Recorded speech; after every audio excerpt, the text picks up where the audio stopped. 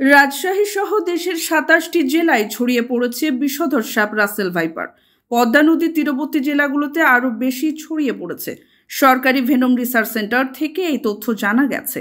গবেষকরা বলছেন, অনুকূল আবহাওয়ার কারণে বিষধর সাপ রাসেল ভাইপার ছড়াচ্ছে।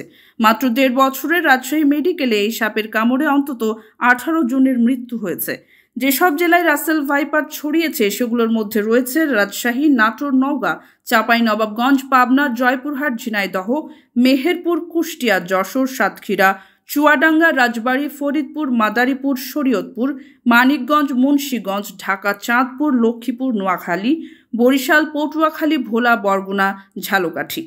ভেনম রিসার্চ সেন্টারের প্রধান গবেষক অধ্যাপক অনিরুদ্ধ ঘোষ বলেন, ভারতবর্ষের যে অংশটা আমাদের রাজশাহী এলাকার সঙ্গে লাগোয়া, ওই অঞ্চল হয়ে পানির সঙ্গে স্রোতের মাধ্যমে গঙ্গা, পদ্মা হয়ে সেটা এখানে চলে এসেছে।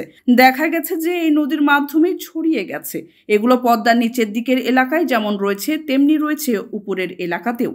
স্বাস্থ্য অধিদপ্তরের এনসিডিসির লাইন ডিরেক্টর অধ্যাপক রোবেদ আমিন বলছেন, জলবায়ু পরিবর্তনের কারণে অতিরিক্ত আর্দ্রতা ও অতিরিক্ত গরম অনুভূত হচ্ছে, আর নদীর পানির পরিমাণ বেড়ে যাচ্ছে, লবণাক্ত এলাকা বাড়ছে। এমন পরিবেশ রাসেল ভাইপারের জন্য উপযুক্ত, শুধু এদের বেঁচে থাকার জন্য নয়, তাদের বংশবৃদ্ধির জন্য।